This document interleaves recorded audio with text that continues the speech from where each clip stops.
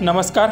चोरट्यांचा पाठलाग करत होते पोलीस, पण चोरट्यांनी असा डाव साधला अन पोलिसांचा डाव फसला आणि पाठलाग ठरला जीवघेणा. सविस्तर बातमी पुढे पाहण्याआधी आपला आरजी मराठी न्यूज चॅनल जरूर सबस्क्राईब करून घ्या. मुंबई पोलीस कॉन्स्टेबल विशाल पवार हे नेहमीप्रमाणे रविवारी रात्री लोकलमधून ड्युटीवर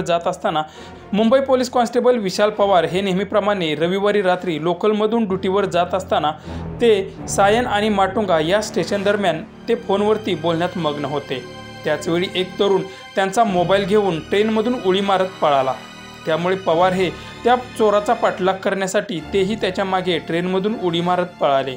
परंतु थोड्याच अंतरावर गेल्यानंतर दबा धरून बसलेल्या इतर चोरट्यांनी पवार यांना घेरलं आणि त्यांच्यावर हल्ला करताच त्यांच्या पाठीत विषारी इंजेक्शन दिलं. यामुळे पवार हे बेशुद्ध पडले. त्यानंतर त्यांना तब्बल 12 तासांनी शुद्ध आली आणि तिथून ते घरी गेले, पण त्यांना तिथे अस्वस्थ वाटू लागलं. त्यावेळी तातडीने ठाण्याच्या रुग्णालयात दाखल करण्यात आलं, परंतु उपचारादरम्यान त्यांचा मृत्यू झाला. पुढील तपास दादर GRP करत आहेत.